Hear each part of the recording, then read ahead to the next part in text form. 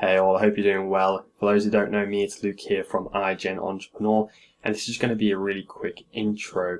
I'm about to start the replay for the free online arbitrage training I did recently.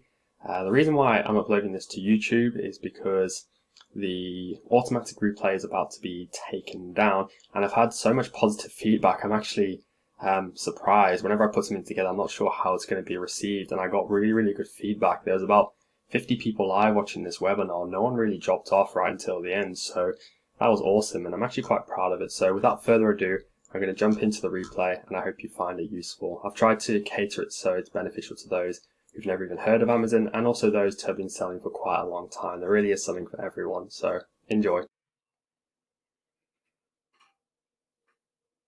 All right, I think we are live. I can see there's quite a few people in the chat already, so hello to everyone. First of all, could everyone just let me know if you can hear and see me okay? Because if not, then we're going to have a bit of trouble. So yeah, please let me know if the audio is okay, if visual's okay. I can see you guys typing, so that means there's at least a few people in here, which is awesome. Same time as United. Yeah, sorry, Chris. Didn't really plan that one very well. As a United fan, I have had a bit of a mare. Trying not to look at the score so I can watch the replay later. All right, we've got quite a few in here. Hey, Brian. Hey, Aaron. Hey, Michael. Yeah, guys, while you are, we'll wait for a few more people to come in, guys and girls, ladies and gents. And yeah, just let us know where you're from. I'm interested to see where people have registered from, because I know we had a few people from the States who are interested in joining. And also let us know where you're at with Amazon, if you've started yet, if you're selling, or if you're just looking into it. I know there's a mixture here. So let us know where you're at. That'll be interesting to know.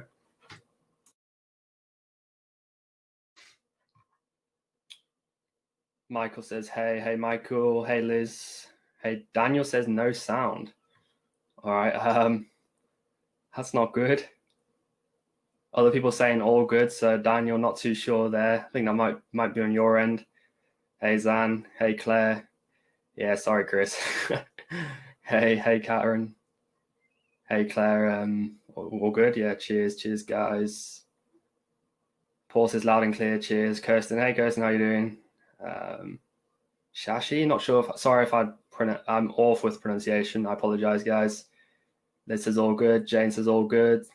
Stephen, awesome. Daniel, the Leeds fan. Yeah, I'm guessing that's Daniel Gilmore. You can just see first names for most people here. Michael Wigan. Paul's from. Oh, sorry, that's where you're from.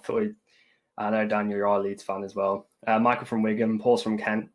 Claire from Bolton. 12 months in. Awesome, Claire. Brian, just getting started. Yep. Awesome, Brian. Good to chat to you. Stephen from sunny Blackpool. Must be a rare occasion. I've only been to Blackpool once and it was absolutely pouring down the whole time. Kofi, just prepped and packed first couple of units today. Awesome. First shipment's always the hardest one. Michael, been selling on 1 month. Awesome, Michael. How's it going? Aaron, Tunbridge Wells in Kent. I lived in Kent for a year. Talk a bit about my story in a bit. Only for a year though. Don't really remember. I think I was 6 or 7 at the time. Matthew from London, 3 months and beginning to look good. Awesome. Daniel, 18 months in PL. So it might be the different Daniels. There's 2 Daniels from Leeds. This is confusing. So yeah, I might have got my Daniels mistaken there. PL and OA, awesome. Steve says evening. Nad's all okay, awesome. Matt says, hey Luke, hey Matthew. Hey Liz from Hull. Daisy, hey Daisy, good to chat to you. Eddie, sounds great, thanks. Loud and clear, awesome, hey. Correct, awesome. Hey Paul, hey Brian. Yeah, we'll get started in a sec, guys. I've got slides and that lined up. Donnell, that's going to be an interesting pronunciation. I bet I got that wrong. Full-time selling since August. Always interested in hearing tips from fellow sellers. Awesome. Another Daniel from Coventry. Staffan from Portsmouth. Stuart Portsmouth too. Alan, awesome. Alan, 12 months in. Karen says just outside Brighton. Stefan, yeah, cool, awesome. All right, so let's get. Yeah, apologies. I've had a little bit of a cough for ages, so if I do mute it, that's just because I don't want you guys to have to hear that. All right, so let's start these slides, and hopefully you're going to be able to see these. start. All right, let me know if you can see the slides okay. And if so, then I will get going. Just got to click on, it's annoying because I can't click on if I click on slides, I can't see the chat. But hopefully it's working for you guys. Steve's from Shropshire, that's awesome. Hey, Steve. All right, let me know if you can, there's a bit of a delay, which is annoying. All right, cool. Okay, saying you can see the slides, that's awesome. Great stuff. All right, so in today's webinar, the topic is, I suppose, how I've made over 10,000 profits this month, and then also how you can get started. So whatever level you're at, I'm going to try and give some sort of value here today, whether you've only just heard of Amazon or whether you've been selling for 10 months, 2 years, whatever, I'm going to try and give some sort of benefit. And just to kind of give you an example, someone who's just started really recently, I spoke to Chris on the 19th of May. He'd never heard of Amazon, and 3 weeks later, well, you can see in the slides for himself, he's made almost £600 profit. So I mean, that's pretty awesome. I've helped Chris a bit, but at the same time, he's put the work in and really getting the results there. So yeah, congratulations, Chris. Cool. So just a quick heads up, as I kind of touched on there, when I'm on the slides, I can't actually see the chat. So if you do have any questions, we will, at the end of this, I'll go through a Q&A where I'll answer all the questions. I also promised all of you guys, you may not have seen it, but I'm going to give you top 5 stores to source from. And I only want those for you that are tuning in live. So what I'm going to do, just remind me during the Q&A, and I'm going to give you guys those 5 stores. And I'll probably put it in the chat or something so that on the replay, people can't see it, because I really want to say sort of thank you for those who are tuning in live. Just another couple of things. This is actually the first webinar I've done by myself. I've done quite a few where I've interviewed other people. So bear with me if I do stumble a bit or mess up the slides or something like that. I do apologize. I'm also going to try and make this sort of as interactive as I can, not just for the sake of being interactive, but so I can get an understanding of where you guys are at and where I can give the most benefit. And lastly, just to kind of give you a quick overview of what's going to happen, I'm going to try and make it about 45, 50 minutes to an hour worth of content. Trying to give you as much information as I can in that time. And I promise to sort of do that. And then I'm going to show you where you can get some more information if you'd like it. And then after that, as I've mentioned, I will do that Q&A. So let me know if that's all good with you guys. Okay, I can see chat coming through. Fine, that's cool. All right, let's go on then. So just before we dig into this, I'm going to use this item as an example to just show you how I sourced it, how much profit I made, and those kind of things with this item, because a lot of people haven't even heard of Amazon here. So just while we're getting started, I'm curious, 1, how much do you think I sold each of these items for? And 2, how much profit do you think I generated per item? All right, so let us know in the chat what you think there. I'm going to leave this up for a second so you can have a look. I bought these items from Argos for £24.90 each. And how much do you think I sold them for? And what about the profit per item? So have a guess there, and then I'm going to come back to this shortly. Interesting to see who's the closest here. And some of you may have even sold this item, so if you have, you've probably got a bit of a head start. All right. Okay, so a lot of you do know me, some better than others, but I want to give a really quick run through just to sort of show you how I started getting selling and then how I sort of scaled it up. So I was born in South Africa. Some of you might not know that. Moved to the UK when I was 5, and I think that was actually a really big stepping stone because I was fortunate enough that parents made the decision to move to the UK, and that really gave me a lot of opportunity. Also here, I don't think we look the same, but a lot of people say my brother and I look the same. So yeah, which one do you think's me? Number 1 or number 2? It'd be interesting. I think most people are going to get this, honestly, but interesting to see what you guys think. Yeah. So moved to the UK when I was 5, and I made my first money as an entrepreneur, use the term loosely, when I was 10.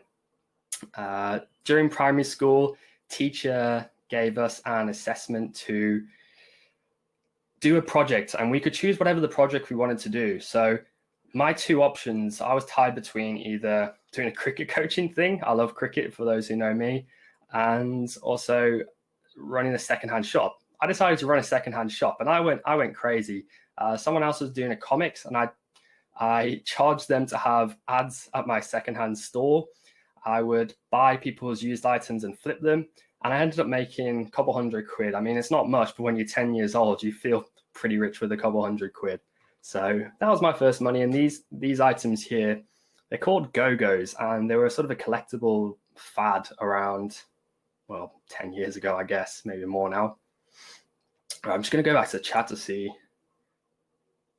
Yeah, everyone's saying number one. Yeah, it was number one. So my Zan's my brother, and he said in the chat he's the good looking one. Yeah, fair point, Zan, fair point.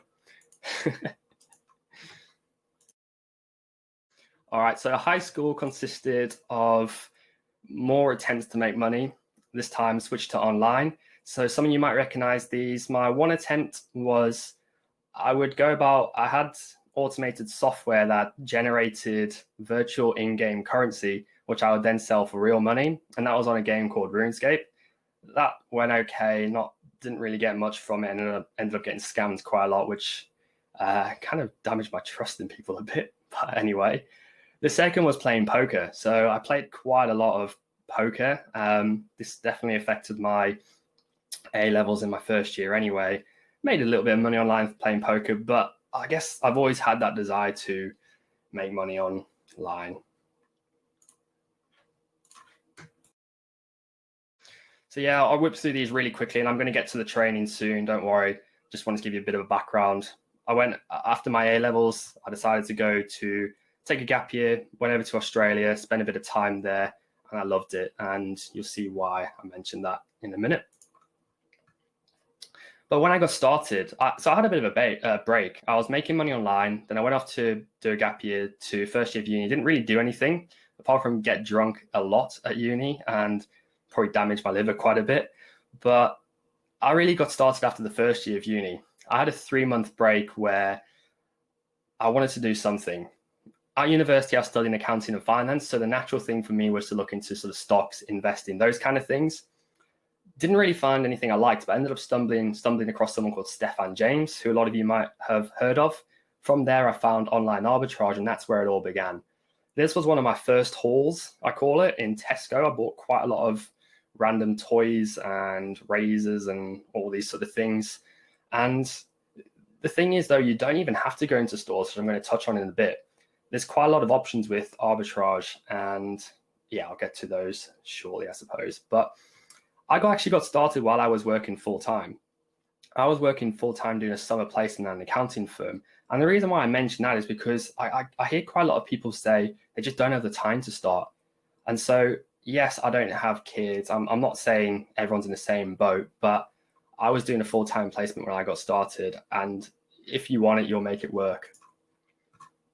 So don't get me wrong. I enjoyed uni. I love the social side. I love the sport, but I felt like I was being prepared to work for a big four firm, as in an accounting firm, so KPMG, those type of guys, and that wasn't for me. I wasn't really learning stuff that was going to benefit my business. A lot of you will have heard of VAT, pretty big thing in the Amazon space. You would have thought doing accounting and finance, I would have been sort of got a bit of a head start with VAT, right? Well, not really. I stayed through uni for 2 years and we didn't even touch on VAT. I think they said they do it in the 3rd year, but I'd kind of had enough by that point. And this slide, I included because this is my cousin who I could just go and visit in London because I wanted to, because that's the great thing about this business. You do it when you want. And it gave me the flexibility to go to London, gave me the flexibility to go to Belfast to see some friends. And yeah, ultimately it meant I could start living the laptop lifestyle, I suppose. I headed back to Australia. I absolutely loved it. And this photo was taken along the Great Ocean Road, which is a really nice stretch of road.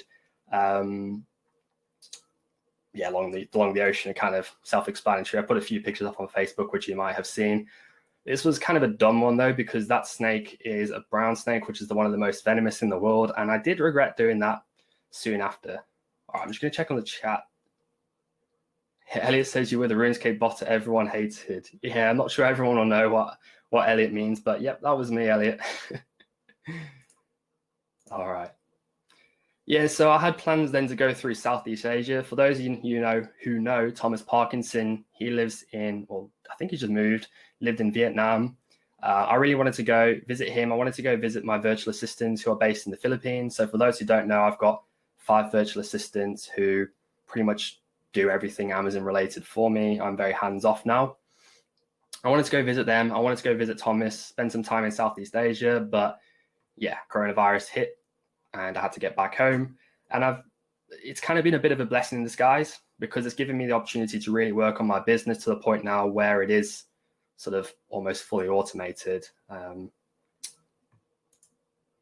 And so now that it is sort of fully automated, it's kind of like, well, what's next for me? I'm pretty happy with the infrastructure I've got. I don't want to go and hire more virtual assistants. So I'm trying to sort of help more people now. I don't know if it's just me, but I get a lot of satisfaction out of helping people. We talked about, I don't know if you guys can see my cursor, but I talked about Chris here in the top right. Reese is someone who I spoke to while I was at uni in Leeds.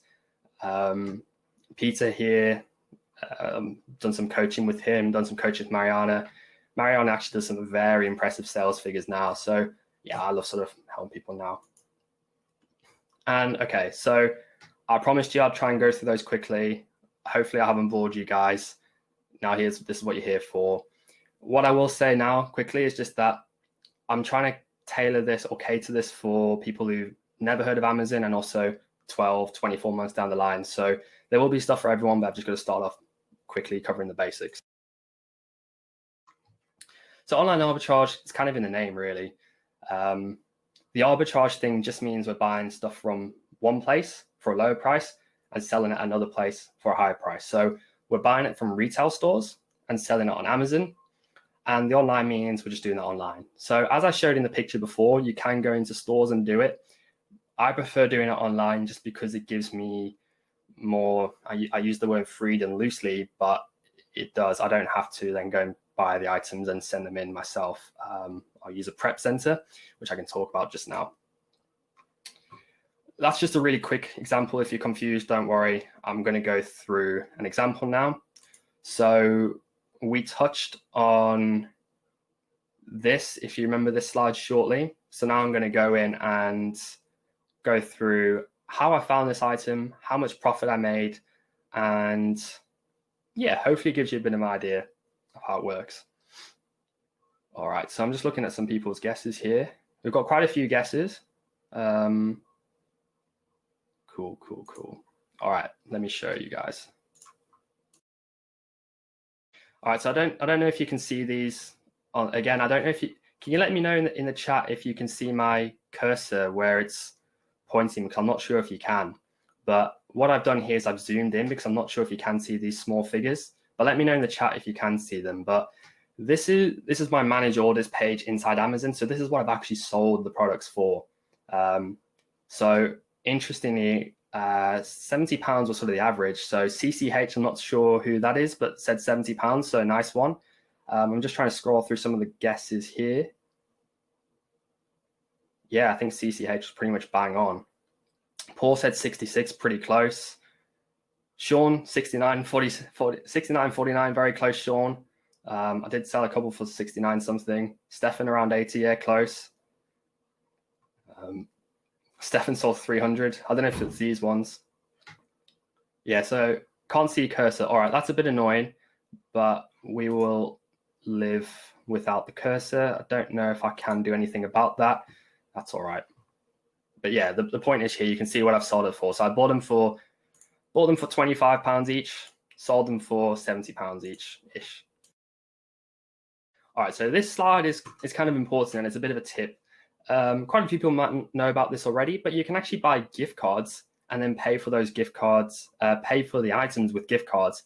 And you might look at this and go, okay, well, what's the big deal about paying for stuff with gift cards? Well, you can actually get these gift cards for cheaper than their face value.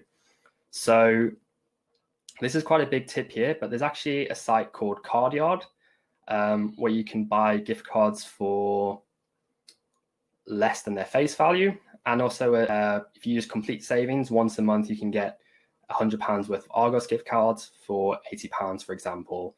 So the point here is that I've bought these razors worth £25-ish, but I've actually only paid £19.92, and I've sold them for £70 each. All right, so yeah, this is just one of many ways which you can increase your ROI, which we'll talk about later on. Okay, so I don't know if you can see this okay, but over here, again, my cursor's not working, so that's really annoying, but I'm looking at the top here, and this item sold for £70.39. Then there's Amazon's fee, so that's their fee for you using their platform and for them doing everything for you, which I'll touch on, their fulfillment service. So this is the amount here, £55.12 is what I've actually got into what's going to go into my bank account. And £19.92 is what I've actually paid. So I've made £35.20 per item, and there's 10 units in that order. So that's £352 profit. And I didn't just buy 10, I bought a lot more, but I just wanted to show you one order to keep it really simple.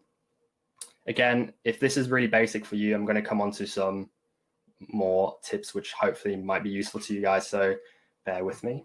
I'm just checking the chat. Yeah, if there are questions, they just get flagged, and I'm going to come back to all the questions in the end, along with the top 5 stores. So I will come back through all the questions at the end. Don't worry about that. But yeah, thanks for leaving the questions. I will come back to those. All right, so that's awesome, right? I've got this item, I've sold it, I've made a profit, but then how did I find it? So here's another tip for those who don't already use it, but this site, Hot UK Deals, is awesome for finding promotions, discounts, and just good deals. That's kind of the name, really. In the States, there's other equivalents wherever you're based, but for the UK, Hot UK Deals is really good. And I'm actually showing you here the exact offer that was on Hot UK Deals, which we found. And you can see here it's advertised $24.99. So that's how we found this deal. And so the thing is, though, well, why doesn't the customer just go and buy it at Argos? And okay, so there's quite a few points here. Firstly, Amazon Prime is a big thing. I wouldn't be surprised. Who here, let us know in the chat, right? Who here has Amazon Prime and who here shops on Amazon at least a couple times a month? I'd be interested to know just in the chat. And the reason why it works is because when you're paying for that Prime, one thing is you feel like you need to use it to get the value out of it. So a lot of people just jump onto Amazon because they've got that Prime. Secondly, Prime, I mean, I've bought stuff and then the same day I've got the item. Yeah, so I can see in the chat now there's a bit of a delay. I can see all of the people's messages coming through. And then Michael said a really good point there, especially with lockdown. People are spending more and more online, and that's why Amazon's getting more and more lucrative. Yeah, so Prime's one thing, next day delivery or even the same day delivery sometimes. Another reason is localized stock. So if any of you have bought something from Argos and you've gone to their website only to see that it's out of stock in your area, but you can check another area, that's kind of another reason. So if you can't get stock in your area and you jump onto Amazon, that might be another reason. Ultimately, there's lots of reasons why people go on Amazon to buy stock. Another's convenience. I'm going to touch on it in a minute. Amazon, to me, is like Google for shopping. When you want something, a lot of people just jump on Amazon and buy it, especially if it's under sort of, I don't know, I'm making the figure up, but if it's under like £50, a lot of people aren't going to look around for the cheapest. They're going to jump on Amazon and buy it. But then as well, it's a lot of people can't find these items. So sometimes we buy stuff from, I use the example like European pharmacy stores that people aren't always going to find. And as a customer, if you're going to get it £1 cheaper, you're not going to spend ages looking for that.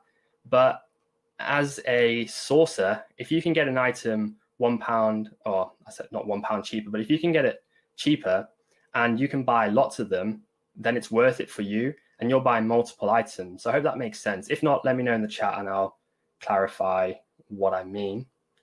But yeah, that's a few. Another's clearance and also discontinued items.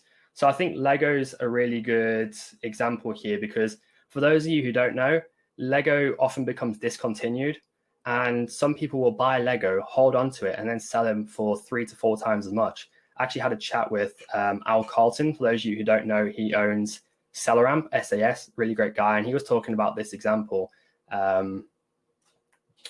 So there's quite a lot of reasons there, but ultimately it works, right? I've just shown you that example. If it didn't work, then people wouldn't pay that. But also these discounts don't last forever.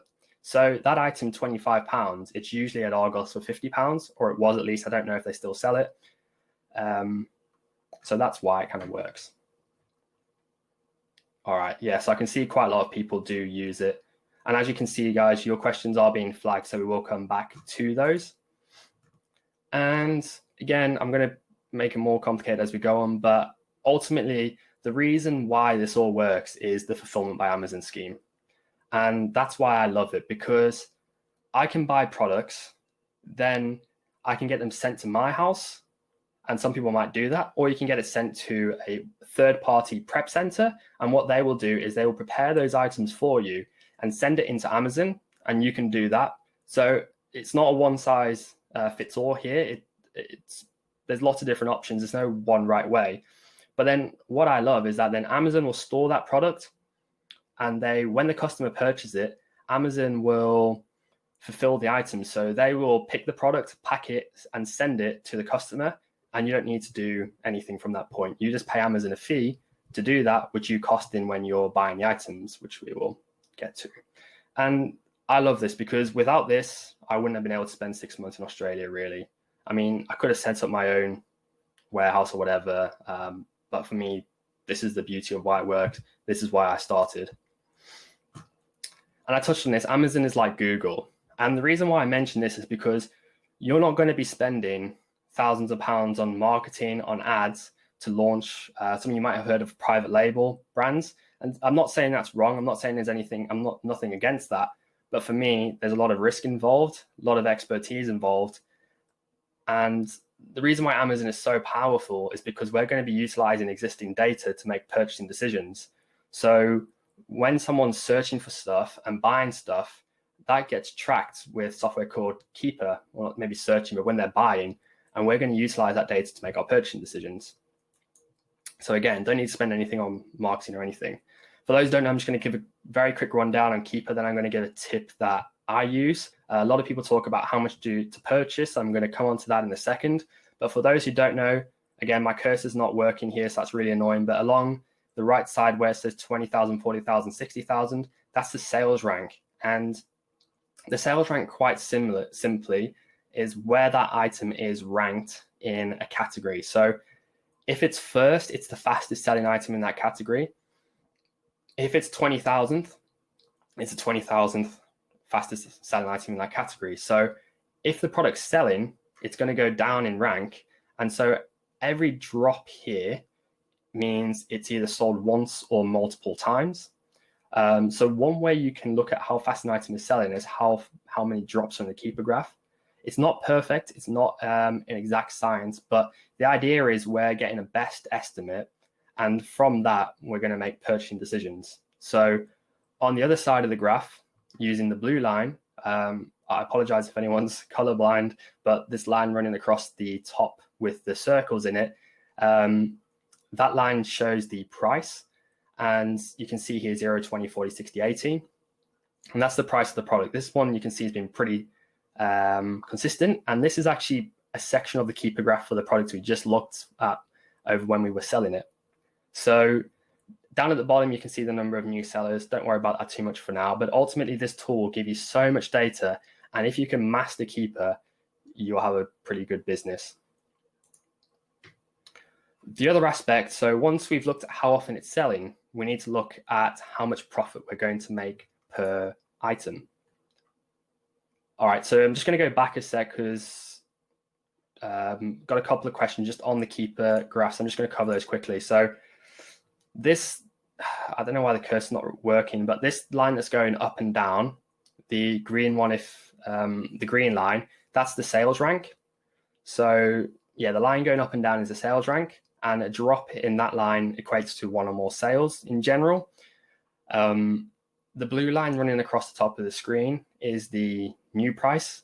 And I'm not going to go into tons of detail here because a lot of people really know this. But again, at the end, if you do want more information, I'm going to show you where you can get that. All right, so hopefully that clarifies that. Just looking at the chat. Yeah, people are saying they've got Keeper and use it and use Prime quite often. Cool. So how much profit are we going to make? Again, I'm using this example so I can show you that it works with a real example. I'm not just telling you stats and figures here and blah, blah, blah, blah. I want to give you a real example. So you can see the cost of the item. Remember, it was £25, but because of those discounts, we effectively got it for £19.12. First up, I suppose I should mention, this is a deal analysis tool. It's called SellerAmp SAS, and it is a paid tool, but there is a free tool. If you Google Amazon FBA calculator, there's a free tool you can use to do this. A good tip though, those fees on the Amazon FBA calculator don't account for the VAT on the fees. So you need to add 20% onto those fees when you're calculating the profit. If you're not sure about that, drop a question and I can come back to it at the end if you need me to explain that a bit more, and I can actually pull up the calculator as well if you need and show you. But back to this, I'm putting in the cost price, I'm putting in the sell price, and the awesome thing is it'll tell me the fees and how much I'm actually going to make. And you can customize this, so if you're VAT registered, if you've got prep fees or whatever else, other costs and that. So we know how much we're going to make per item. We can look at how many times it's selling, and also I showed you the amount of sellers. And this is my tip now. I look at both the keeper graph, but also at the sales rank. And what I try and do, and this is going to be really annoying because I can't use the cursor, which I want to do, but the important thing is to look at the sales rank over a period of time, not just at any point in time, because if you look at this graph towards November 16th, you can see that one day the rank is at over 200,000 and the next day it's at almost 50,000. So if you compare it like 12 hours apart, you're going to get a complete different reading. So you need to look at it over a period of time. But not only that, you need to look at it at the price you want to sell at. Look over to the left side near the £40 and see how much faster it's selling. And the reason I know that, going back to it, is because the sales rank's a lot lower. There's a lot faster dips. And when it's that fast, it's hard to tell exactly how much time it's telling it, how much it's selling from the graph. So what you can do is you can use tools like Jungle Scout Sales Estimator, and you can put in the category and the rank and look at the sales per month. But what's really key here is you need to look at the sales rank over the period it's selling. So if you just use the average sales rank, like a lot of tools will show you the 90-day sales rank. The problem with that is, and if we look at this example, I know it's not exactly 90 days, but I tried to get it roughly, is that the average rank for this period might be 50, 100,000-ish, which is saying one sales a month, which I don't agree with that. That's why you got to use it in conjunction with Keeper. But then it might only be sort of saying 5, 10 sales a month. But if you're selling this item at, you can see about £70, it's going to be selling a lot less often than like 10 times a month. Than if you're selling it at £40, it's going to be selling crazy fast. So the key takeaway here is make sure you're looking at the average sales rank at your target price point, because you want to be looking at how fast it's selling at the price you want to sell it at. All right, so hopefully that gives some good advice. And if that's a bit sort of confusing, don't worry about it too much if you're just getting started. The key is that you understand the key is that you understand is that we're not paying for ads or anything like that. We're looking at existing data, and this is a skill that takes a lot of time to build up. And we're using that data as well as tools to show us the profit per item to make purchasing decisions. And as I've already showed you before, we're going to use different sites and techniques to find those items like Hot UK Deals. Hopefully that all makes sense. If it does, let me know in the chat, because I just want to know that I'm not going too fast. I can be pretty good at just whizzing over things, and ultimately it's difficult for me because it's a lot of assumed knowledge and I can often miss things. So let me know in the chat if that all helps. All makes sense, sorry. All right, so on to kind of the next section now. And like, okay, that's all well and good, but how much do you actually need to start? And so a while back, I mentioned I got started while I was at uni. I was pretty broke in uni. I got started with maybe 200, 300 quid. And you really can get started with that much. What I'm going to say is it's very much a capital game. So the more money you have, the more money you're going to make, assuming you're doing the right things. But you don't need thousands to get started.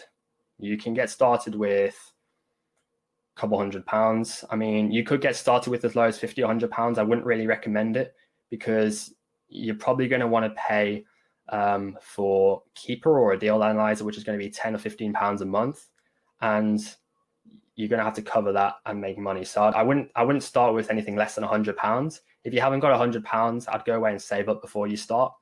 But ultimately, after that, the more money you have, the more money you can make, and the quicker you'll scale up, which I'll come to shortly. But yeah, I was broke uni student, couple £100. Actually, what really helped me, and I'm going off on a bit of a tangent here, but what really helped me is I was doing pretty well at uni. I got a scholarship, and for £2,000, a couple £100 a month, and I wanted all that money at once. I didn't want to wait to get £200 every month. So I went to a friend of mine who does a lot of property stuff, and I asked him if I could have the £2,000 up front and pay him like £200 plus interest per month. He didn't make me pay the interest, and he gave me £2,000 in cash, which was a very strange experience. I don't know, some people might deal with cash a lot. I don't really deal with cash, and I've never had more than sort of £200 before that. It was pretty strange. But anyway, I digress. It's not that easy to make it work on your own. And I'm talking from my own personal experience here. This isn't something I say often, but I was making profit. Even when I went full time, I was making profit. But what I didn't know, and this is the key, it's what you don't know what you don't know. And what I mean by that is, if you don't know to go and look for something, a free resource or anything, you don't know that, you're not going to find it out. So one big mistake I was making, for example, was mixing personal and business transactions. And to everyone I speak to now, I say, if you're going to start Amazon, get a separate bank account, keep everything completely separate, treat it as a business. Even if it's just a side hobby, even if it's just a side hustle to make a bit of extra income, treat it as a business. Don't mix personal and business stuff together. I did it, and it had a knock-on effect for a long time, and it was not fun. All right, I'm just checking back in the messages. A few people saying, yeah, never use Keeper like that. I'm not seeing any messages about it being confusing, so cool. Hopefully that is all okay. For anyone who's just tuning in and wants the 5 stores, I mentioned that I'm going to give that during the Q&A. So just remind me then. And I want to do it. So I haven't put it in the slides because during the replay, I don't want people watching the replay and getting those. I made it specifically so you guys get them. So I'll mention them during the replay, during the Q&A, sorry. All right. So now we go on to the sort of final core topic, and that's the power of compounding. So really, there's 3 elements to this. There's return on investment, or ROI, which is if I put £1 into my business and buy stock and I get £1.40 back, that's a 40% ROI. Secondly, cash cycle. And what I mean by that is if I spend £1 now, how long does it take to get that £1.40 back? So how long does it take from when I buy the stock to when money's back in my bank account? That's the cash cycle. Third component is your initial investment. So obviously £1 not going to get you very far, but your initial investment could be £250, which is roughly what I started with. It could be £1,000, it could be £2,500, it could be like 10 grand. People start with all sorts. And so I'm going to go over a few examples now. And I think this is really under talked about, and ultimately this is what makes you scale faster or slower. And I think this is going to show some really powerful examples here. So this just shows the power of investing sort of £250 versus 1,000 versus 2,500. And this is an obvious one, but I wanted to use an example to get started. The more you invest, the quicker your cash is going to grow. At the end of a year, the more money you're going to have. So I put 6 cash cycles here. I'm being kind of conservative because usually it's quicker. But what I'm saying here is if we buy stock today, we're going to get it back into our bank account in 2 months, and we're going to get a 40% ROI, which is what I've achieved in the past month on the 10 grand profit that I made. Yeah, so the problem with initial investment is not everyone can just get money. I mean, you can get credit cards, you can borrow money and stuff, but I'm not saying that's the right thing to do. That's a very personal decision. And so if you've only got £500, that might be all you've got to invest in this. So that's the problem with initial investment. But you can improve your cash cycle. You can buy faster selling items. And ultimately that comes down to making correct purchasing decisions. So this is another thing, like when you're getting started, how many of you have, let me know in the chat, what's the worst item you've bought? You don't have to give me the item, but how long have you had it for? For me, I've not actually had anything over a year. I had an item once that I bought that lasted me for 11 months. But that's another thing I see a lot of people making it work for themselves is they buy items at the start because they're just getting started and make mistakes there. Yeah, let me know. But the important thing here is we're going to try and buy stock that's going to sell quickly, and then we can turn our money over faster and ultimately make more money. And this is a really powerful one. Look at £250. If you can generate, if you can turn that over 9 times compared to 3 times, and these are extreme examples, but I'm just trying to emphasize the point here and get you thinking. Ultimately, that's what it's about. For you more experienced sellers, I'm trying to get you thinking. And for those just starting out, it's just the idea, the concepts behind these 3 key components. Yeah, so you can improve your ROI as well. So it's ROI and cash cycle ultimately. And I'm going to dig into that more shortly. And this is just the point here. It's pretty easy to get a 20% ROI. A lot of people think they're making more than they are because they don't factor in a lot of like refunds and these kind of things. But yeah, 40% is what I made. And it's pretty easy to get 20%. But what I kind of want to show you is how you get that 40%. And this is just to kind of emphasize what is possible. I've been going almost 2 years. And if you start with £1,000 and you can turn it over 12 times at an ROI of £40, you can be at almost 60 grand versus, and this is assuming you keep your money in the business, keep turning it over. If you're paying yourself a wage, obviously that's different. But look at it compared to 20%. The longer you do it, the more powerful it gets. And I just think this is a really powerful example to show you what's possible. And ultimately, look, if you can get 40% ROI compared to a 20% ROI, what is that worth to you? That 47,000, almost 48,000 pounds different. That's crazy. And I think a lot of people don't appreciate this really. So it's cash cycle and ROI. So there's a couple of questions on this. So I'm just going to go to it. Steve says very clear and concise. Cheers, Steve. I appreciate it. It's hard to tell unless I get feedback on it. So do let me know, guys. I'm going to come to these questions shortly. Soapbar, Stefan. Yeah, I think mine was this, what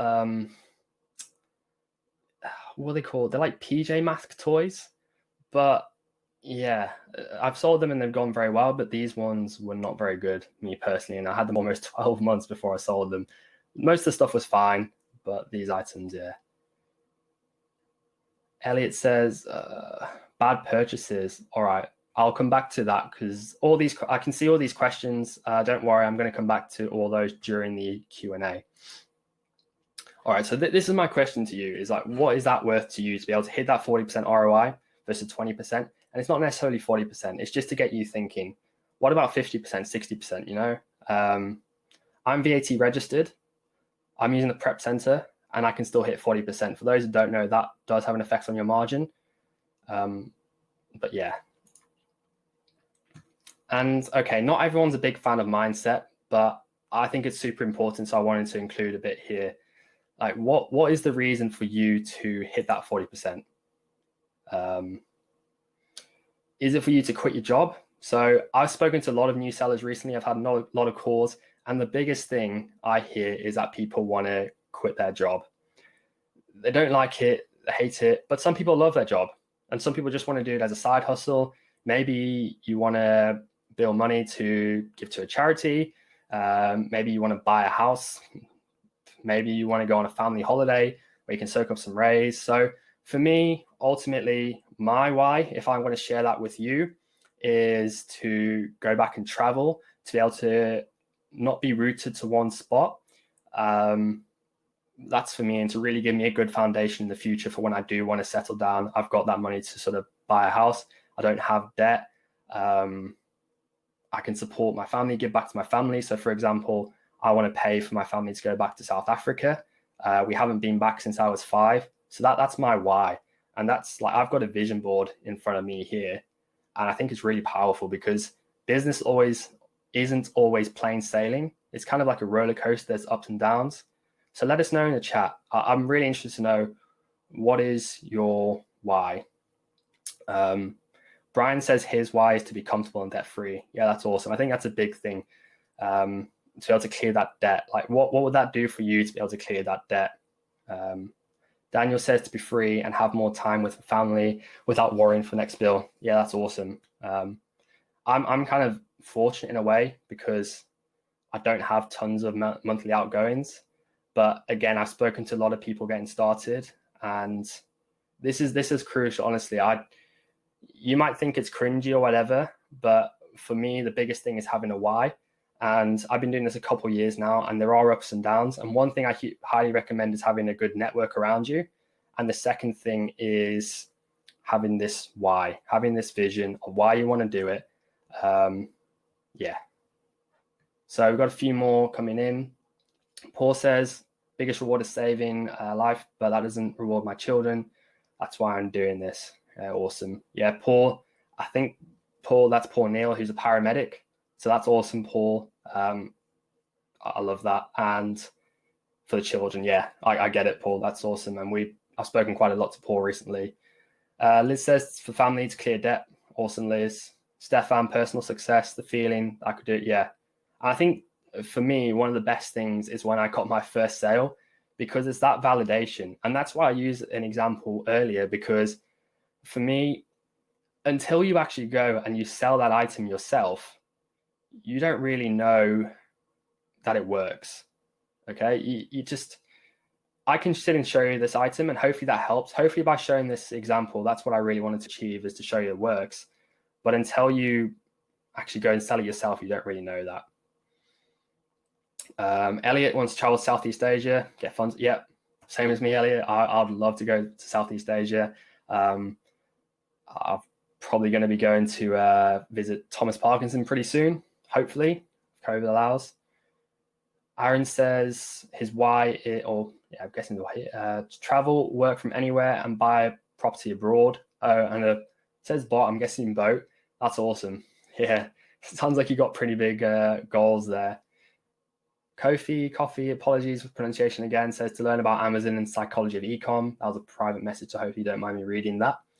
That's cool. Yeah, boat. Cool, Aaron.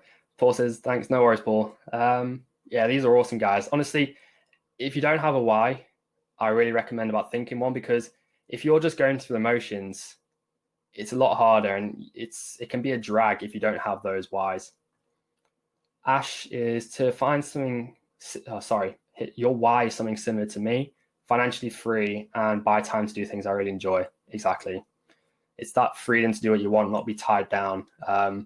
Like today, I woke up sort of 10:30 just because I wanted to have a lie-in, be fresh for tonight, and I didn't have to wake up at a certain time. Nads says, more familiar with eBuy. Could I do same business with it? I'm not sure what eBuy is, Nads. You might have to clarify there. Sorry, I'm not too sure on that. Daniel says, freedom to leave current job and spend that time with the wife and kids. Yeah, that's awesome, Daniel. It's a big thing. A lot of people want to be able to quit that job. And like, that's so powerful to be able to wake up each day, get it started, and have that. Different revenue streams. Yeah, I'm guessing you've got other stuff going on then as well. I'm not sure which Daniel this is because there's so many. I'm not sure if it's the PL that you're doing as well. So Brian says, Thomas is a great guy, very down to earth and very, yeah, Thomas Parkinson is awesome. Nads to stop working from 9 to 5. Awesome. All right, cool. Okay, I'm just gonna have a quick sip of water and we'll carry on.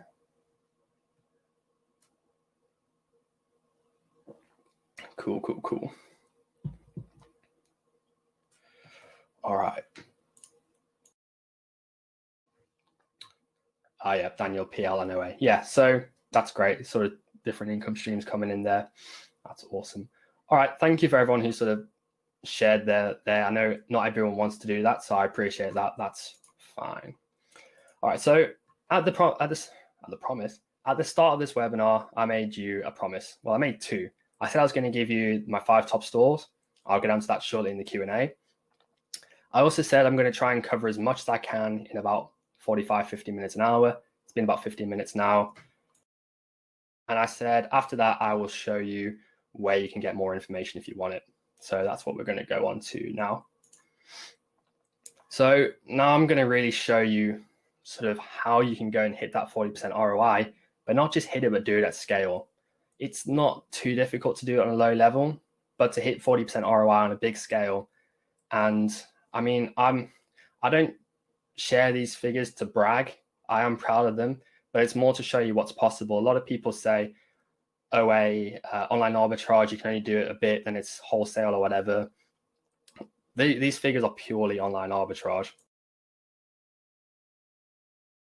Apologies, I do have a bit of a cough there. So as I said, I'm going to show you where you can get more information. So if you are ready to take action and change your life, that is where you're going to get. That's what you're going to get. I apologize. And so this is what I have to offer you. I promised I'd show you where you can get more information. And this is what I'm offering you today. So it's what I'm calling the Amazon Arbitrage Blueprint. And it's what I've been putting together for quite a while now. And ultimately, it consists of 5 things. It's a core video course training, with everything you need to lay concrete foundations to have really good foundations in your business and give you all the core knowledge you need to know with easy to follow steps.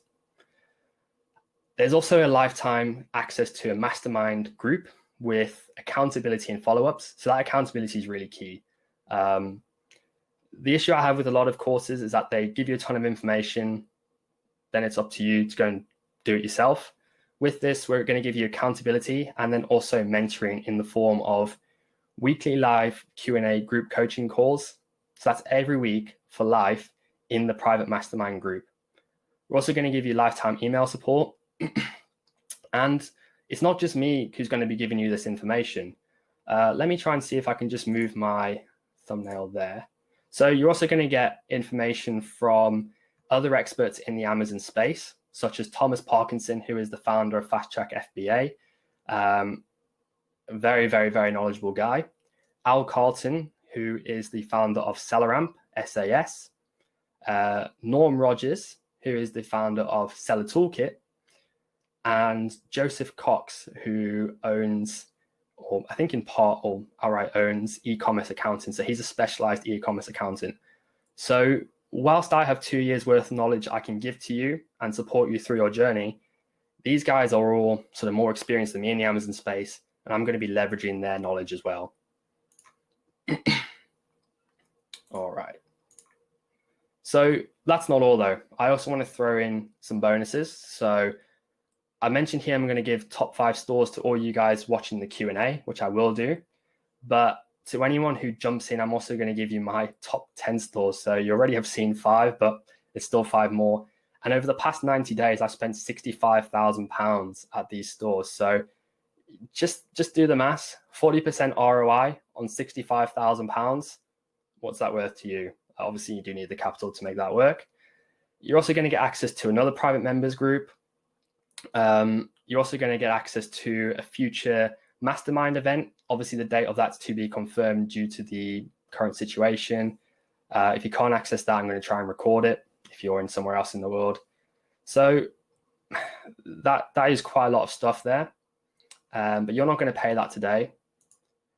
You're not even going to pay half of that. And you might ask me, well, why? And the reason why is because I'm going to be honest with you guys. This is the first time I've launched this. And whilst I'm confident that you will get massive value out of it, I really want to over-deliver. To anyone who jumps in and wants to learn more, I really want to over-deliver there. So that's why. And that's why today you'll pay just £497. Plus, for the first 10 people, I'm going to give you a one-to-one coaching session, which I normally charge £140 for. All right, so we do already have, I think it's 14 people inside the group.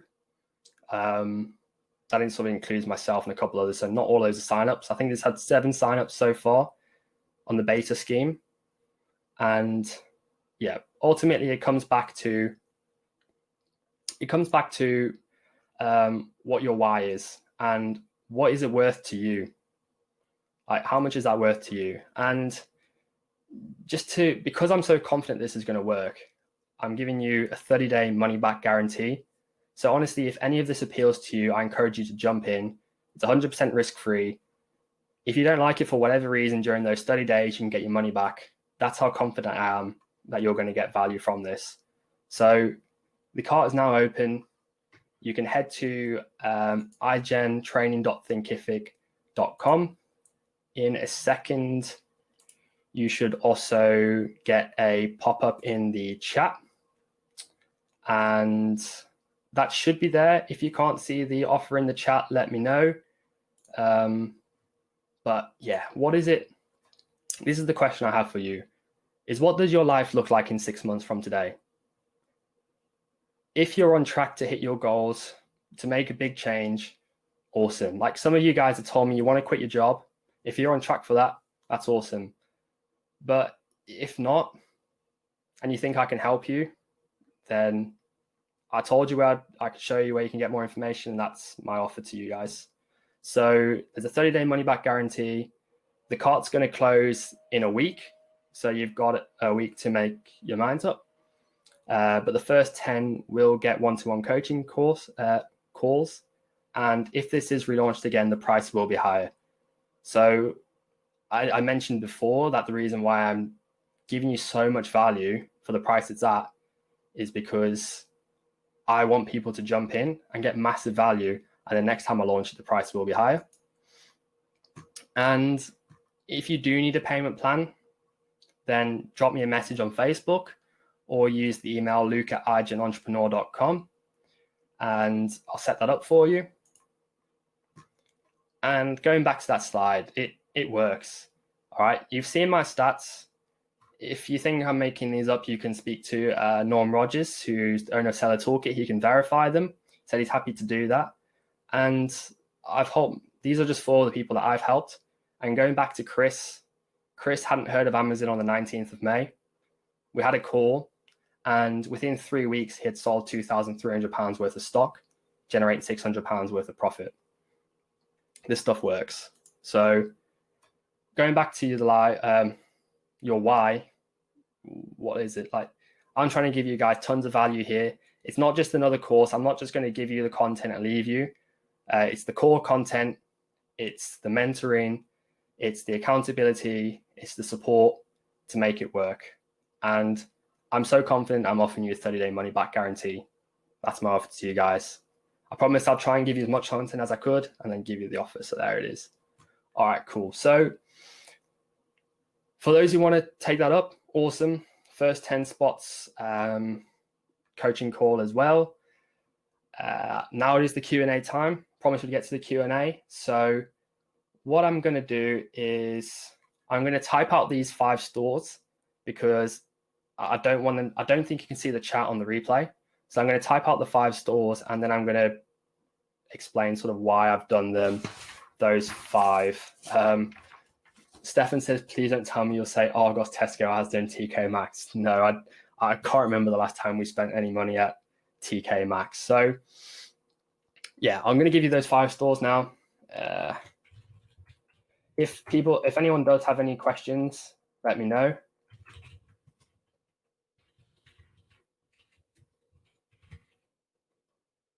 And then I've also got like a bonus one for you, but I don't include it because it's a bit hit and miss.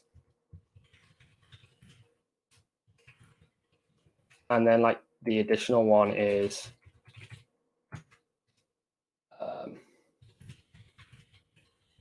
so the reason the last one is kind of like a bonus one is because it only really works when there's a sale. The way it works with that store is that every 2 to 3 months, there's 15 to 25% off. So what I do personally in my business, and the tip I'm giving you is every day, check that store. Have a list of, this is a big tip. So what I would say to you is have bookmark with your top stores, and these 5 can be on them. Maybe you're already sourcing there. If so, I apologize, but these are like some of the top 5 that we source from, and I'm going to touch on why. So the one that I sent most recently, Minesh says can't see the stores, so it should be in the chat, Minesh. Before I carry on, can anyone else see them? What I'll do is I'll come back to those stores and the reasons why. I'm going to jump into the Q&A for now. Awesome. All right,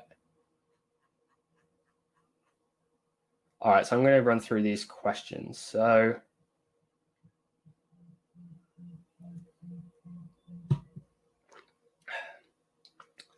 CCH asked, could we talk about the profit you often go for and sales volume? So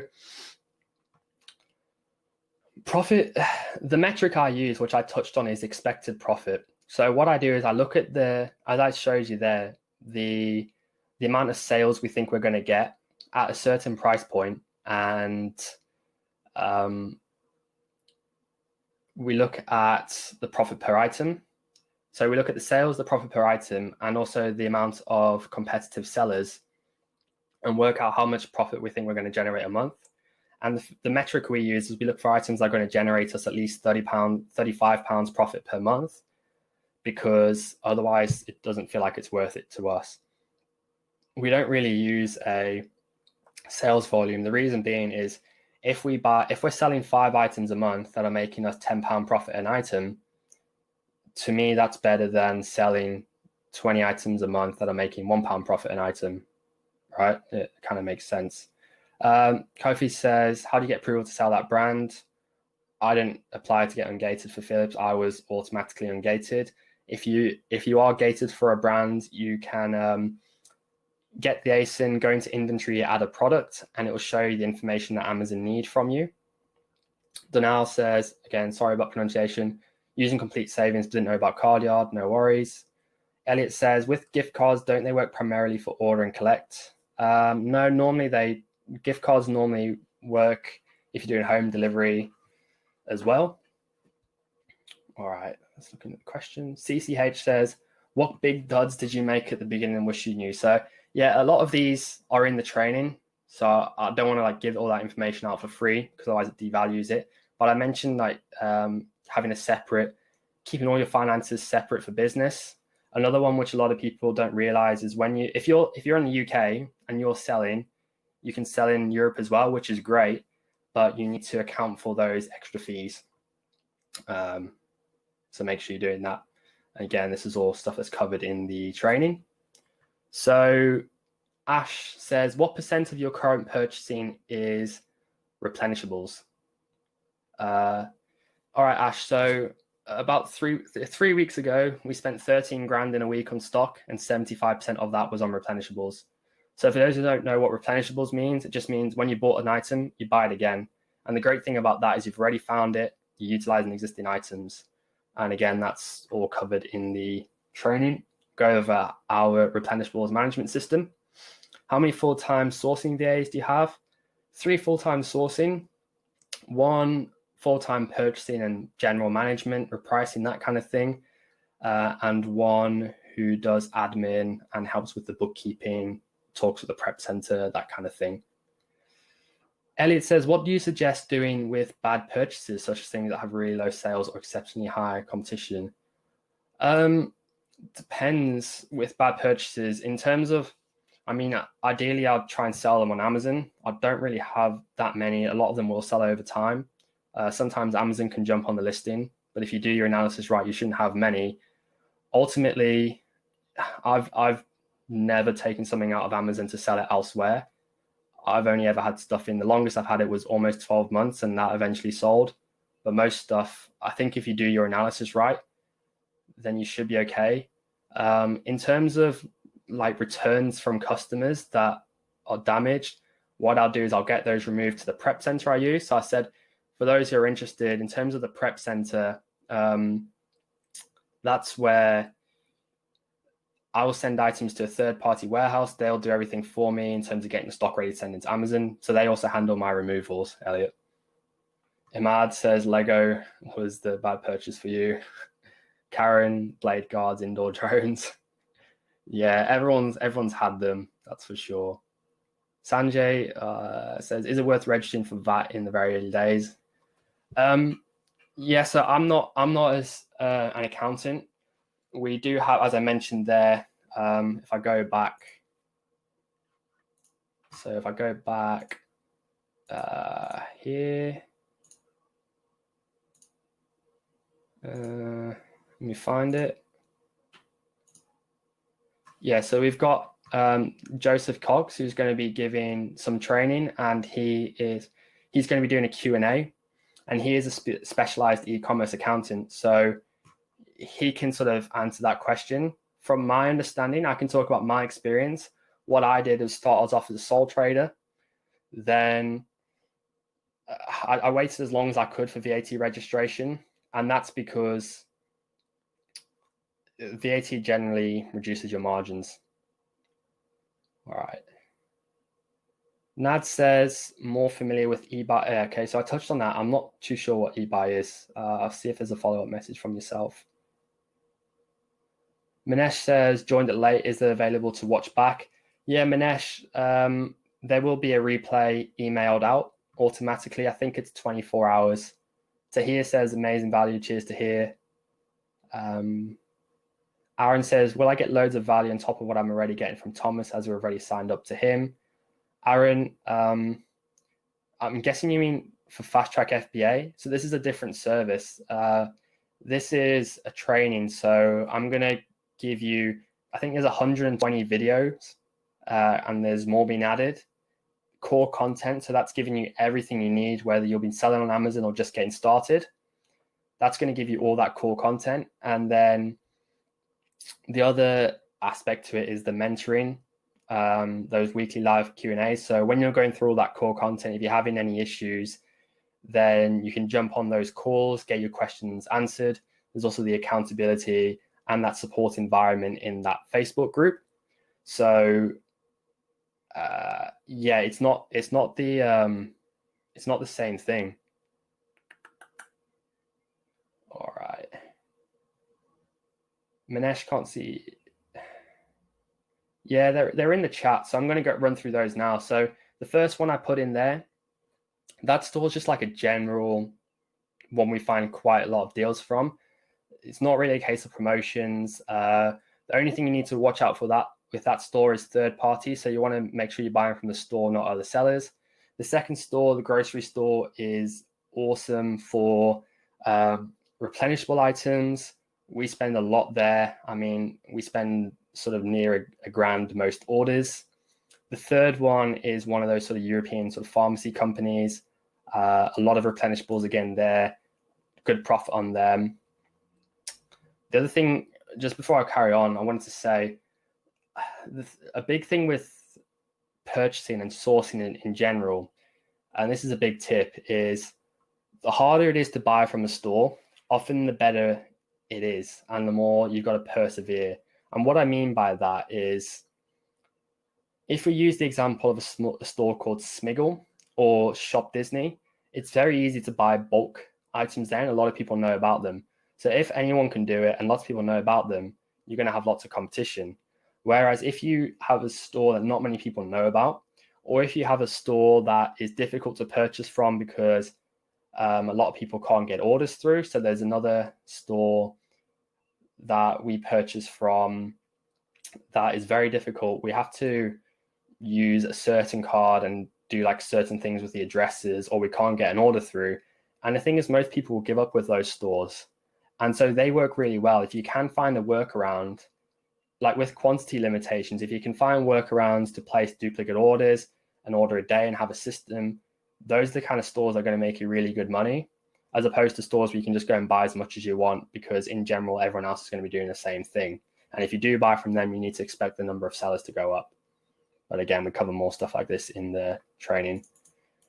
Yeah, so the fourth store is just a really good one for replenishable items. And the fifth one, if stuff's on offer, it's awesome. It's those last two stores, they have cyclical sales. And when the items are on sale, they're awesome. Those are stores that have worked really well for us. Hopefully some you haven't thought about, or you're going to think about them differently now. The key is really to be checking them often. All right, so Steve, in terms of a VAT invoice, we have had some success.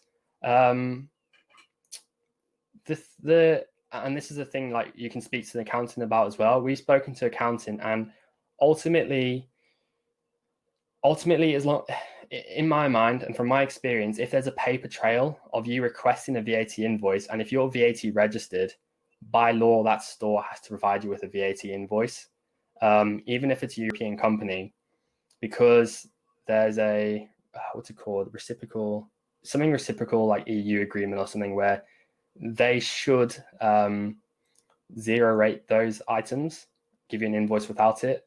But again, speak to accountant about that, and there is one in the trading. But ultimately, in our mind, if we have approached them with our VAT number, asked them for a VAT invoice multiple times, and they don't give us that, if we were to get audited and we've shown them this, then ultimately it's a store. That's my understanding anyway. Aaron says, if I find a good product, how many items should I buy? Start off with a few to test or jump in and buy loads. Yeah, so this is the kind of thing we cover in the training. Got tons of examples. Going to go into loads of detail there. I can't go into tons of detail here just for time. But ultimately, if you're a new seller, what I would suggest in general is to buy a wide range of items and a few of each.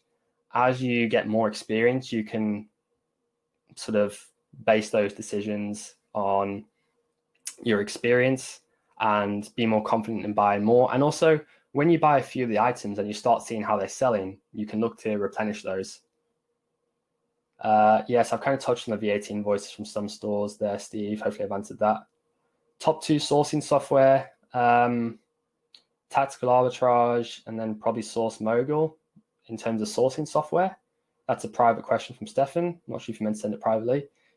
Daniel says, do you buy the products or just have the final say before you have your VAs buy? Neither.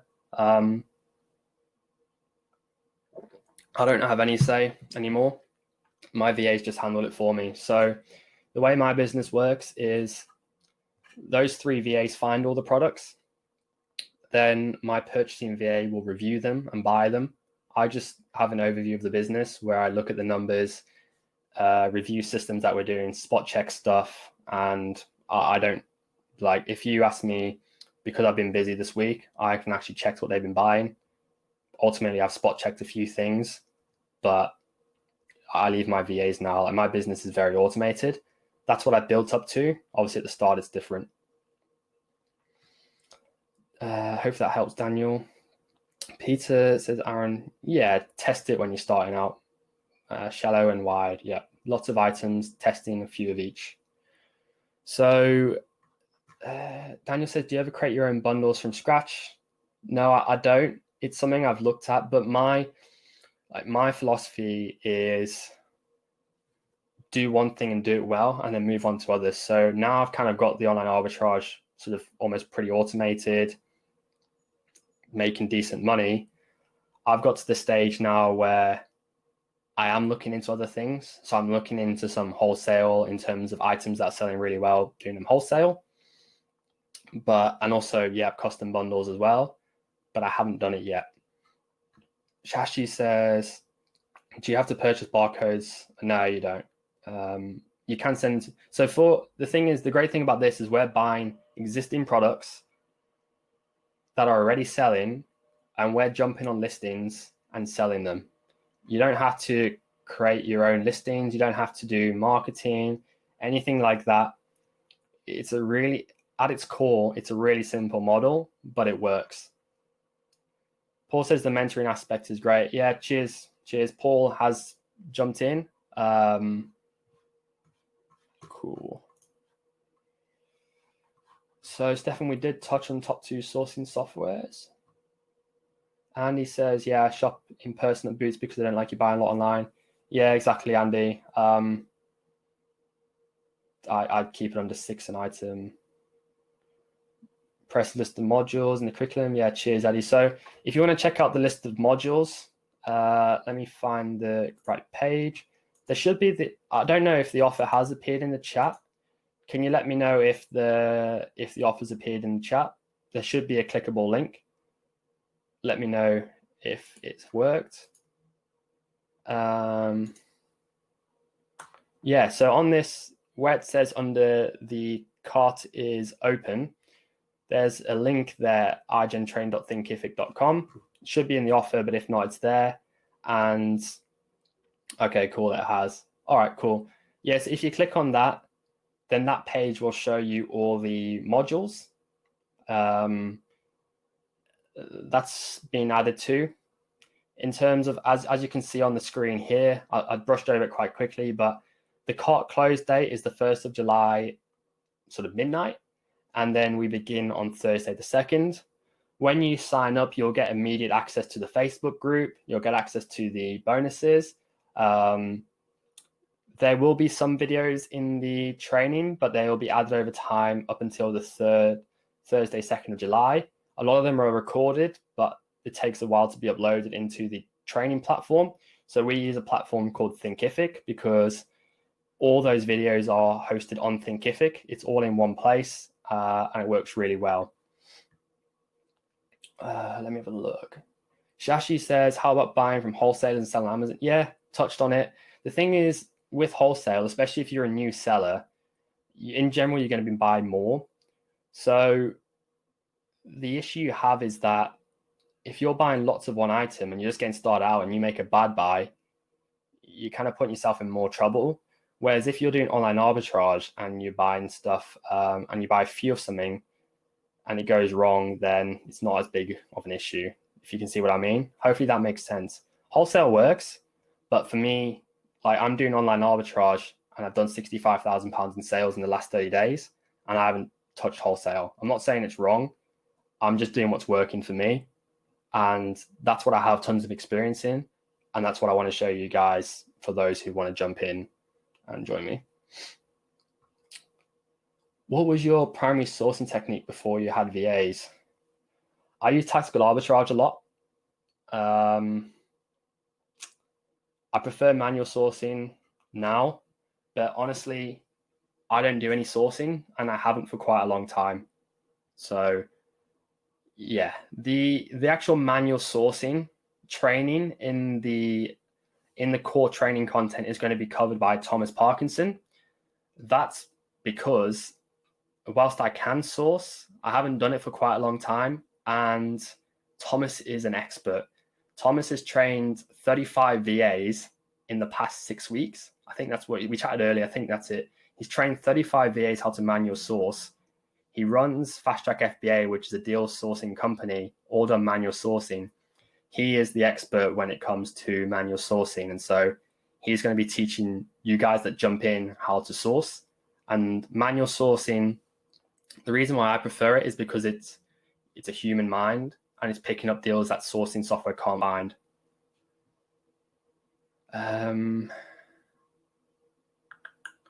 Nad says, thanks, Luke, for sharing. No worries. 27 modules there. Nad says, thanks, Luke, for sharing the information. Have lost sound, so I'm leaving discussion. Sound should be working fine. Yeah, sounds good. So, I mean, you can try and refresh the page, Nads, but there's always the replay there if you do need it. CCH says, how do your VA source? Is it manual or using TA? A mix. So they do some with TA. They do some with manual sourcing. The reason for that is because TA is super powerful. You can do things with TA. I don't want to get into too much detail here because there's advanced stuff. But for example, we can use Keeper to get thousands of ASINs really quickly based on filters, and we can reverse search those ASINs. So we can get those ASINs, those Amazon products, and try and find the store product that way. So we use tactical arbitrage for stuff like that. Also, it alerts you if items go out of stock. But manual sourcing, we're finding lately, is generating us more results. So that's what we focus on in the training. We do cover tactical arbitrage as well because I use that and I find good results. But yeah, you can check out the curriculum to see what we cover. We do a massive deep dive on tactical arbitrage, how we use it in our business. But manual sourcing is the main focus because we find it gets more results ultimately. Emma says, brilliant and exciting offer. Cheers, Emma. Again, I can only see first names. I think I know which Emma that is, but I'm not sure. Aaron says, have you used BuyBot Pro? Yeah, use BuyBot Pro. It works well. I've used FBA Multitool, I've used BuyBot Pro, and I've used SAS. They're the three main deal analysis tools, and they all work well. We cover all of those in the training. Ultimately, I'm not, as I've said quite a few times now, there's no one right way. There are multiple ways to do things, and you've got to find that path that works for you, whether that's manual sourcing, whether it's software sourcing, whether that is using a prep center, prepping yourself, whether that's using sourcing software, which you've got to pay for, or if that's manual sourcing, which is free. It really does depend. You don't have to get VAs. Some people don't, or you can get VAs. I'm basically, what I want to do is give you the options, show you the information about all of those options, to give you all the information so you can make the decision, and then give you the accountability, the support, and the mentoring to make it work. That's kind of my idea behind this. CCH says, this offer, especially with the team of other Amazon experts, especially, I'm guessing, sounds great. Yeah, it really is. So, I mean, Thomas's manual sourcing is going to be awesome. Joseph's doing a Q&A. So any accounting tax-based questions you have, Joseph's going to be covering that. Al's going to be doing a deep dive on SAS. And also, if you are in the Facebook group, I did a live recently with Al, and you'll know how knowledgeable he is. He's been selling on Amazon or making money online probably since I was in nappies. So he is really knowledgeable. And Norm Rogers from Seller Toolkit is a very, very experienced developer and sells on Amazon as well, and created Seller Toolkit, which is an awesome piece of software. So I'm really trying to leverage everyone's expertise to give the best training I can, really. Sanjay, I'm not, again, pronunciation, I'm sorry. Do you know if you can expense the training back to a business? Good question. From my knowledge is, yes, you can. You might want to double check with an accountant. I believe that there might be something about the first expense. So if this is your first ever expense on Amazon related thing, you need to check. But I think what you can do is buy like maybe a £5 Udemy course, and you can expense this. I could be wrong there, but yeah, you might want to check it. But ultimately, yes, you definitely can expense it, but you might just need to check the specifics there.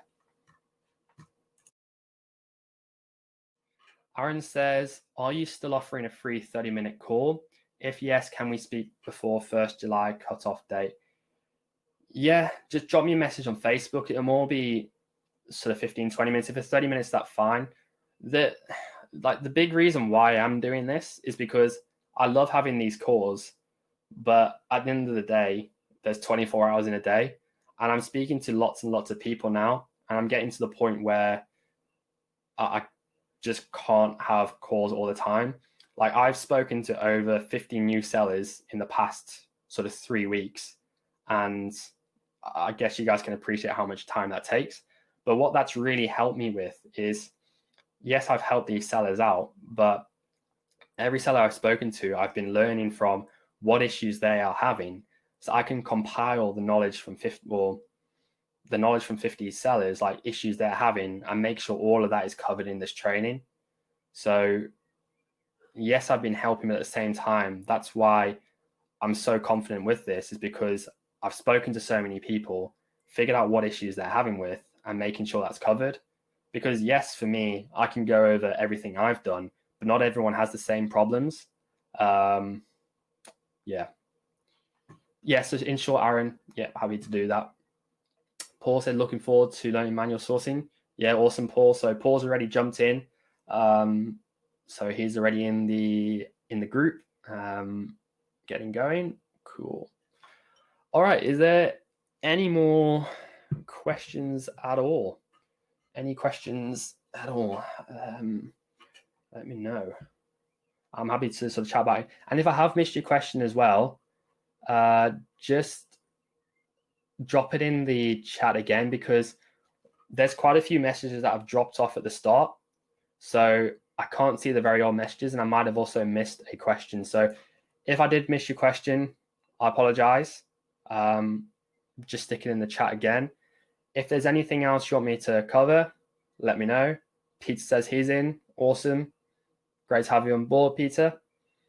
I'm looking forward to getting started. CCH says, thanks, Luke. It's been really helpful. No worries. Glad it's been good. That's awesome. Kofi says, how do you find the lower profile stores? Is that what you mean by less known stores? So what I talked about, if yes, again, it is covered in the training. It's a pretty big question there. There's a lot of ways you can do it. The short answer I'll give, which doesn't really give the secret sauce, but will help, is finding deals and finding them in other places. Do with that information what you want. Basically, if you find a deal and you can sort of reverse it to find other deals. Yeah, less known stores. So you can sort of find a deal, and there's different ways you can then go about finding it in other places. And also, yeah, there's other ways as well. And honestly, I'm going to be totally honest here. Sometimes you find them by mistake. But the biggest thing is when you're finding items and then find other stores. So I'll give you another example here, because I really want to try and give as much value as I can on this webinar. I appreciate you guys have spent almost 90 minutes with me. So thank you very much for giving up your time. An example we were selling Twinings tea. So that's a brand of tea. And this might be obvious to some people, but we found an item, we reverse searched it and found the same item on the Twinings website itself for cheaper. So that's one example, and not many people will know of the Twinings tea website, I don't think. Again, if you do, I apologize, but from what I can see, I don't think so.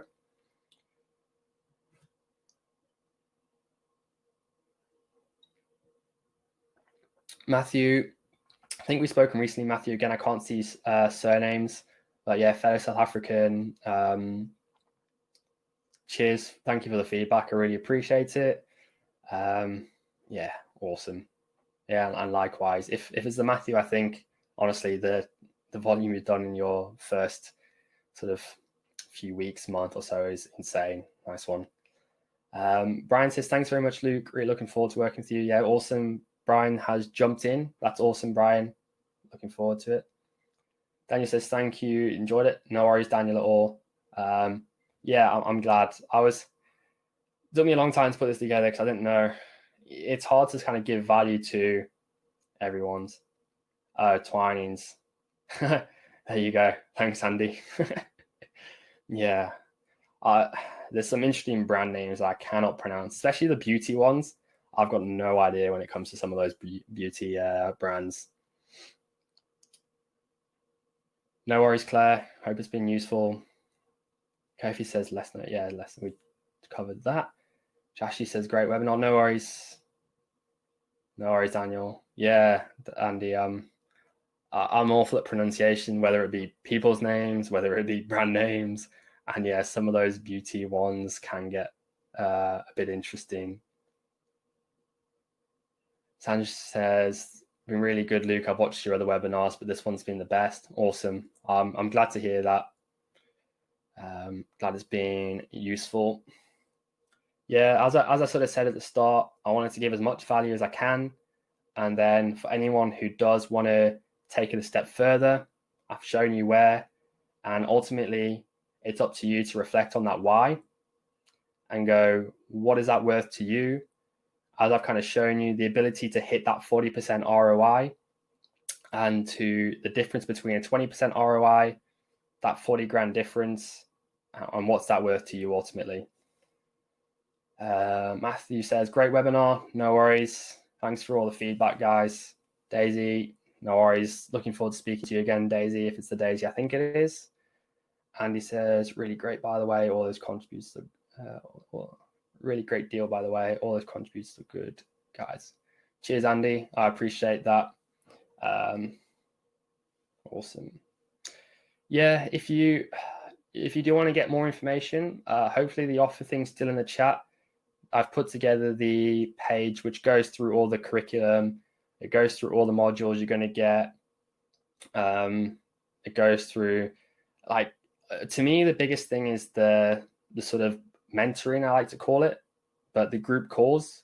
Like, the thing is, in 2 years' time, in 3 years' time, you're still going to be getting those weekly calls. So when you're scaling your business and you've still got questions, every week you're going to be able to come to that and get value. And that's why I just, I think it's a good deal. I hope you guys do too. Zan says, yeah, no worries. Thank you for watching, Zan. Hopefully it's been interesting for you. Liz says, great webinar. No worries, great. Liz. Awesome. All right, guys, fire away. Any questions? I'm happy to stay here as long as you guys are. That's fine with me. Although I probably should have opened the window. It's pretty warm today. Pretty warm. If there's anything you weren't sure on, that you want me to touch over again, let me know. But yeah, I'm looking forward to ultimately jumping into this trading with you guys, for those who are willing to jump in.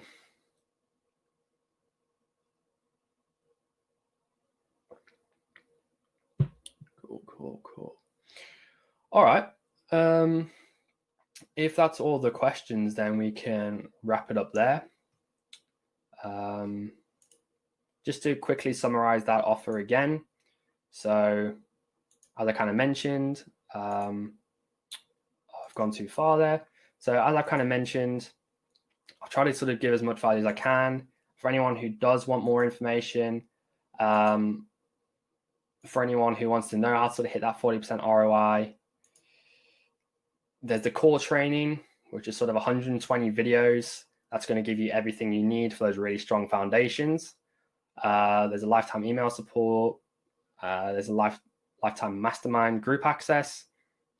For those who are already in there, hopefully you can already see the benefit. Really sort of positive environment with accountability, giving you the nudge. Lifetime weekly live Q&A group coaching calls. Honestly, that's the biggest thing for me. The ability to go through that training, if you're having any issues, to then jump on those calls. And then also those experts. Yeah, I've talked about those. I won't carry on going on about them. All right, might as well stop that there. Cool. So, yeah. All right, we've got a couple more training.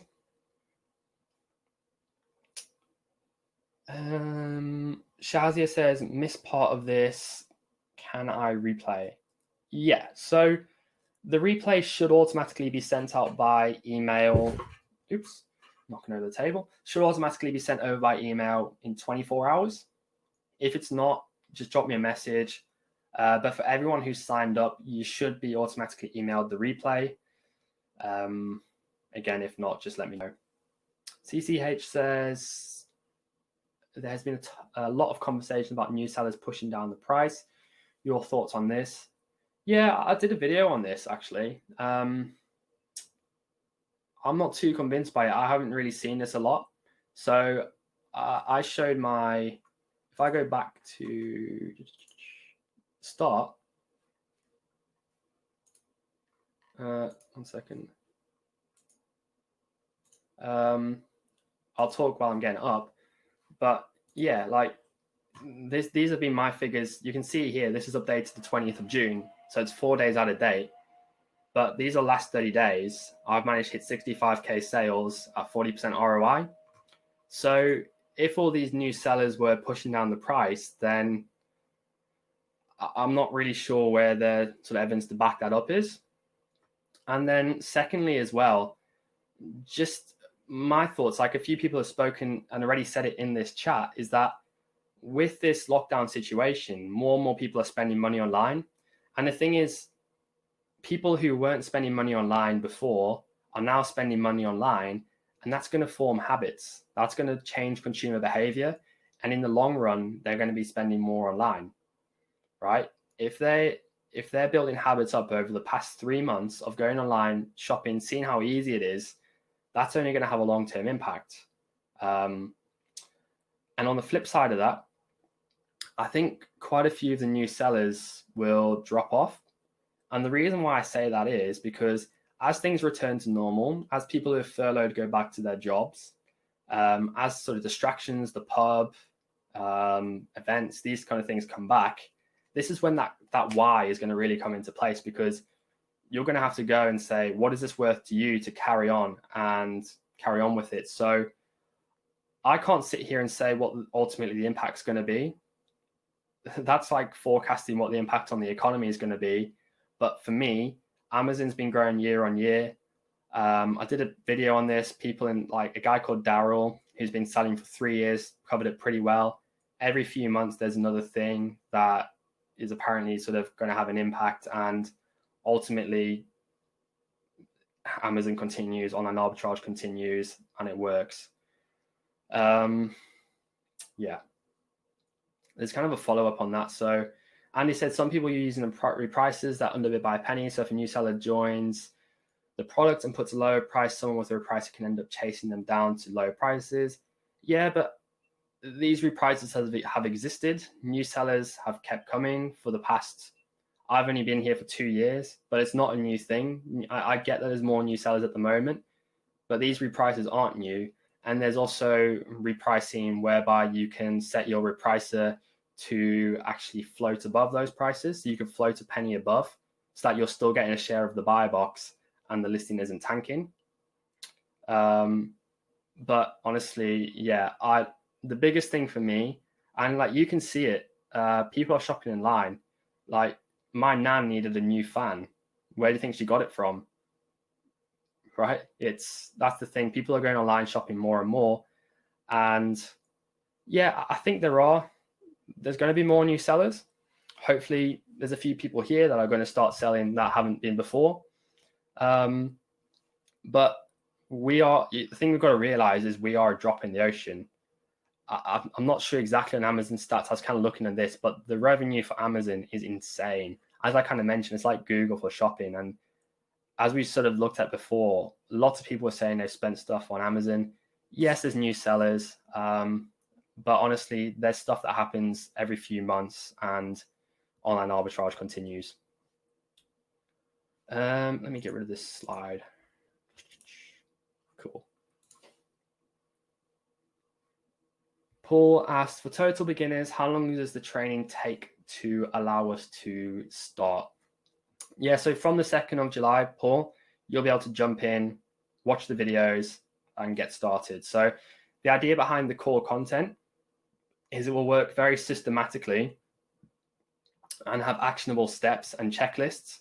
So I think it's by the time you get to module 7, you will actually be making or sourcing your first item. And you'll see that in the training. But yeah, from the 2nd of July, you'll be able to access that and find your first item. When you jump in today, you'll get access to the Facebook group and straight away, but the actual core training itself, I'm not sure yet if I'll give access to the modules yet because they're not all going to be there. But from the 2nd of July, you'll have access to the training that you need to get started. Yeah. Liz asked, cash cycles. When you're buying your stock, what do you aim for time-wise? Good question. It really depends is the short answer. Something we cover a lot more in the training, but to give you 2 different example scenarios, say there's an end of line item, a clearance item, which I can buy and get 80% ROI on, but it's a clearance item, it's end of line, I'm not going to be able to buy it again. I'm not going to buy 2 weeks of stock to test it. I'm going to get as much as I can based on my knowledge of the brand, of the store, that I know it's end of line, and I'm going to buy as much as I can and sell it. So I might buy 3 months worth, 6 months worth, whatever. That's one extreme example. On the other hand, I might have an item that's very fast selling. Amazon are usually holding the buy box. They've gone out of stock, but it's very fast selling. It's profitable. And so I could even buy like literally just a week or two's worth of stock just to test it, to get it in, to ultimately try and sell it before Amazon come back in stock and take the buy box.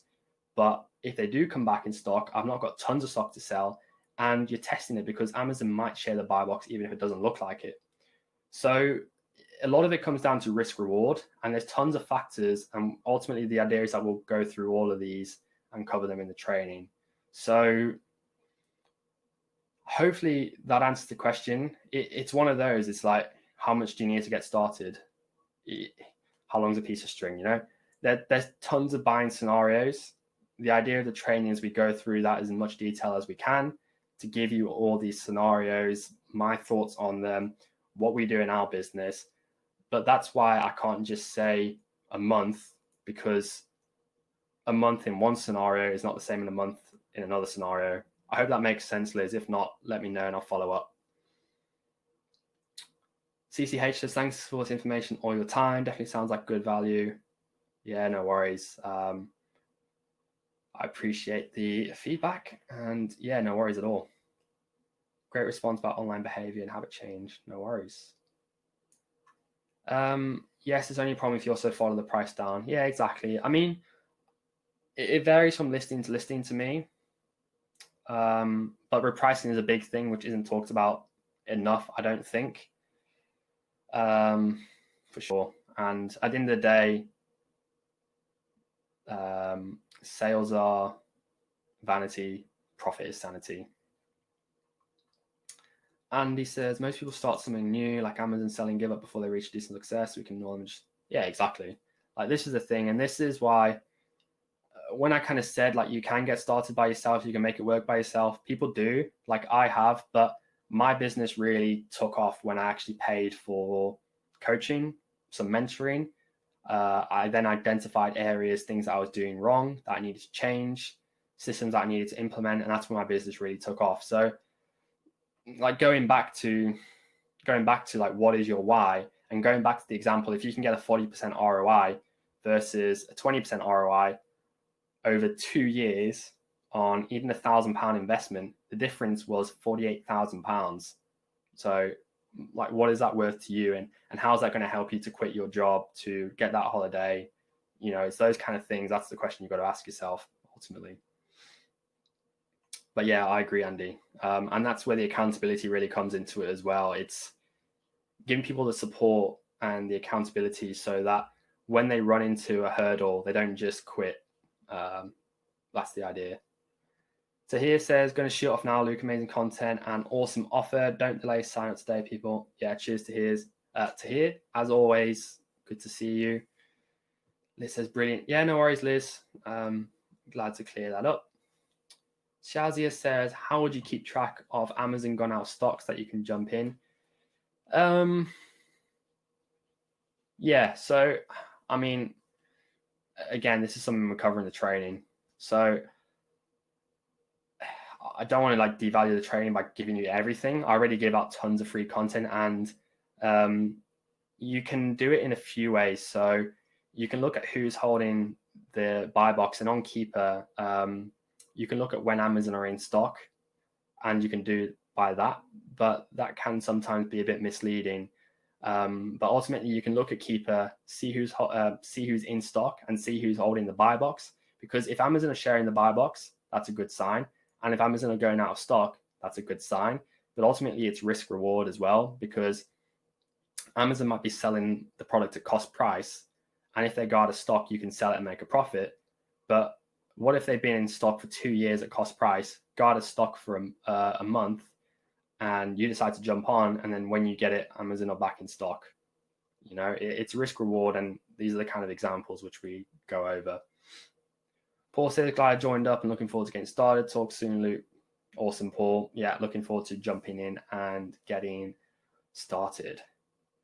I think the one thing I'd say as well is if you do have any private questions, anything you want to know about the what I'm calling the Amazon Arbitrage blueprint, because that's what it is. It's a blueprint to your success. Ultimately, that's the idea behind it. If you do have any questions, give me a message. If there's any issues you have with it, anything stopping you from jumping in, let me know. Ultimately, I want to make sure it's the right fit for you. It's not going to be the right fit for everyone. If you're kind of just looking for a bit of a hobby and you're not willing to put the effort in, that's fine. As I sort of said, I got started while I was at uni, while I was doing a summer placement, and I had a full-time job doing a placement. So it's not like you need tons and tons of time. A lot of people do it as a side income while they have a job. But if there's anything stopping you, drop me a message, let me know. All right, guys, are there any more questions before we wrap it up? Let me know. Cool. Liz says, thanks for the webinar. Heading out now. Hopefully chat soon. No worries, Liz. I will speak to you soon.